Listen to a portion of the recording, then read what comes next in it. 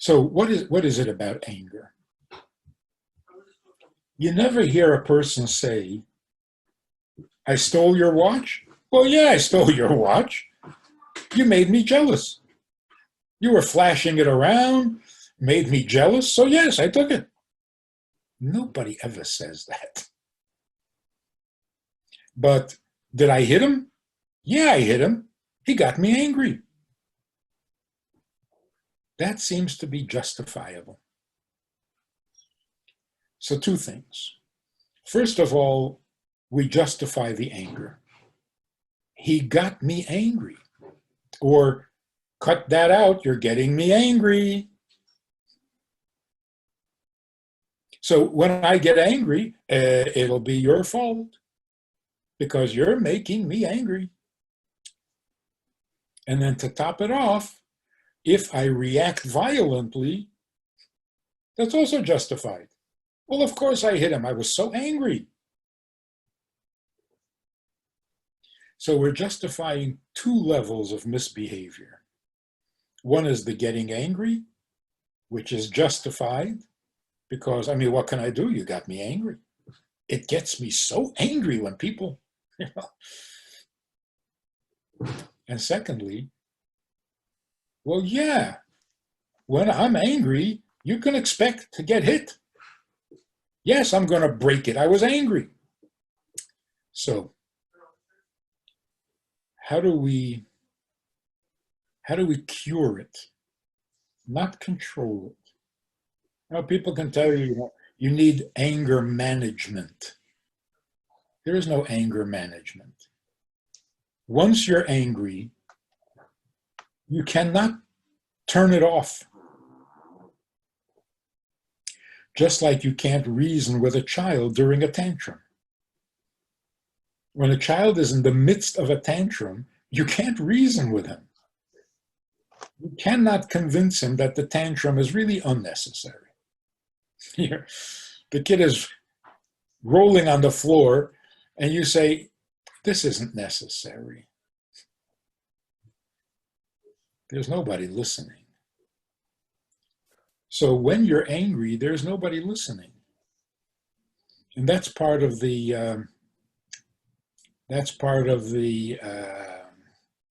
distastefulness of anger.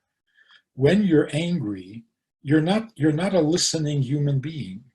You're not a thinking human being. The anger overwhelms. So the Gemara says, a person who gets angry is like a person who denies God's existence. What's one got to do with the other? When you're angry, God does not exist for you. There's no room for God or anybody else because the anger is all-consuming. So for that moment, you are godless. So how do you cure the anger habit? First of all, you do it when you're not angry. You deal with your anger when you're not angry. When you're calm, when you're thoughtful, when you're open to suggestion, even auto-suggestion. So set aside some time in a nice, comfortable setting and put a little thought into why you get angry, why you shouldn't get angry, what kinds of things do you get angry about. You open the subject and you examine it like an intelligent human being. There's a group of mothers I was talking to years ago, and they asked, is it okay to spank a child? I said, sure. They were a little shocked. I said, of course. Sure, you should spank a child. Just don't do it spontaneously. Sit down and make a list of things that you're going to spank your child for. What kind of misbehavior will you spank your child for? Write a list. Hang the list on your refrigerator where you put all your important documents. And then when your child does something, if it's on the list, you can spank him. If it's not on the list, you can't spank him.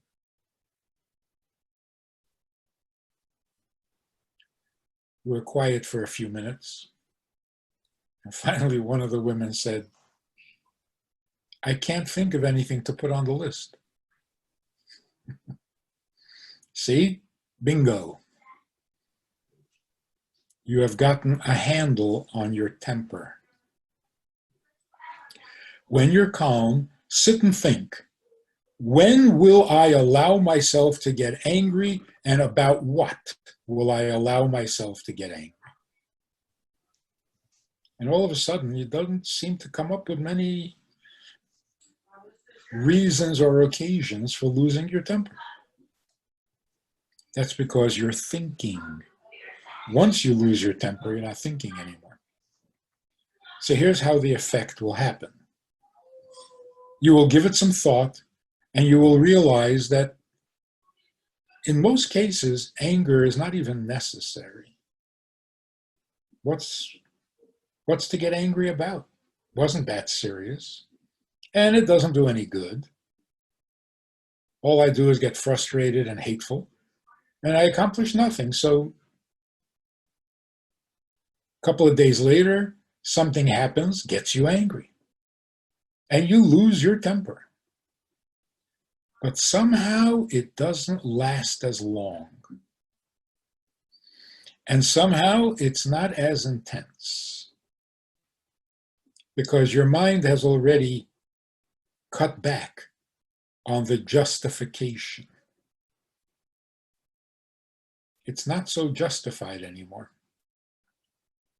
And to prove the point, and we've spoken about this many times, a guy says, I hit my child. I lost my temper. I lost control. And I hit him, and I regretted it. But I was out of control. I lost control. I said, did you hit him with a brick? He says, don't be crazy. If you had lost control, why didn't you hit him with a brick? Because it's crazy.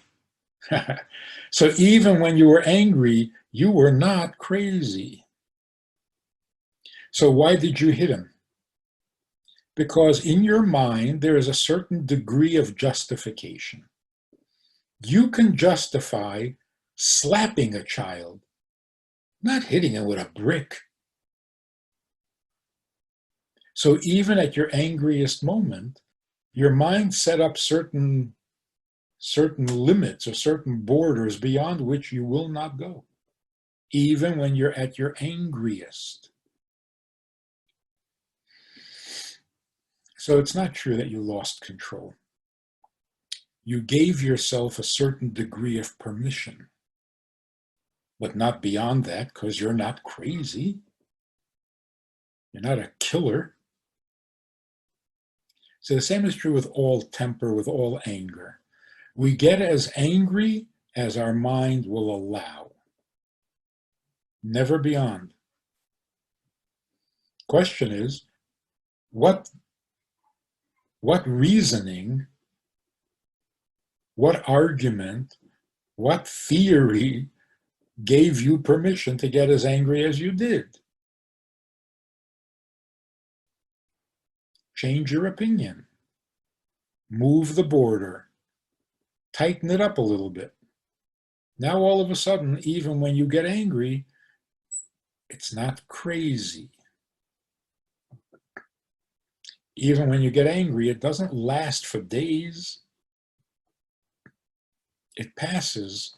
You regain your mindfulness quicker than before. So, point of it is this. For some reason, I'm not sure who is the cause, of all the negative traits and emotions that a person may have, anger seems to have become acceptable. It's justifiable. Even what you do when you're angry is justifiable, at least to some people. So we got to change that. Who makes it justifiable? Who said it's okay? Who said it's inevitable? I think that's the key point. If something irritates you, of course, you're going to get angry. Like it's inevitable. No, it's not. It's a myth. Anger is not inevitable. If you've already given yourself permission, then it is probable and predictable, and you have included anger into your definition of a mensch. A human being, a decent human being, does get angry. That's your definition.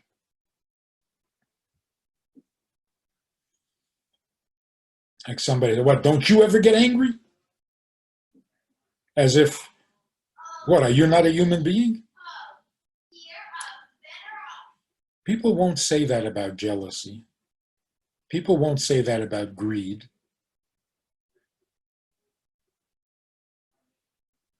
Yeah, I'm greedy. It's inevitable. We're not so callous about that, but we're quite callous about anger. So everything starts in the head. If you want to change who you are and how you react, start in the head.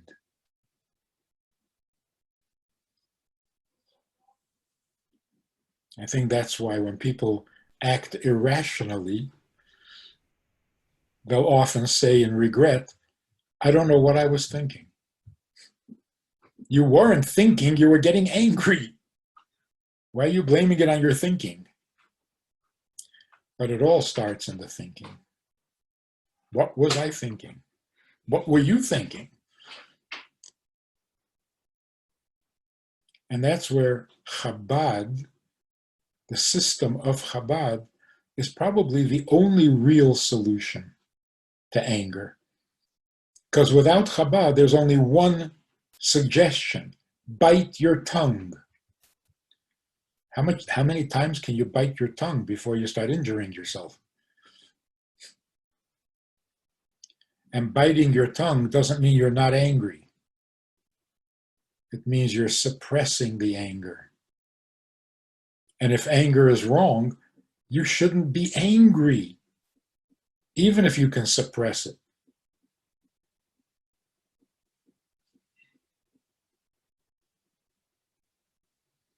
So a person who is trying to get past their anger, when it does happen, you should treat it like burping in public. Oh, excuse me, I just lost my temper. It's so embarrassing. But not to say, hey, you got me angry. Don't be self-righteous about it. At least that. Treat it like an embarrassment, not entitlement. And slowly it will shrink until it goes away completely. But getting back to the original concern, if it is moral indignation should happen. You should be upset when people are not behaving properly. But moral indignation doesn't lead to violence or loss of control. Moral indignation means you are very much in your mind, in your sane zone. And you're objecting to something because it is wrong. Like when Moshe gets angry at the people, or when God gets angry at the people. It's not personal. It's not loss of control. So there's moral indignation and there's self-righteousness. If you're being self-righteous, you're probably going to turn violent. Historically, that has been the case. If you're morally outraged, then you will bring about an increase in morality in yourself and in those around you.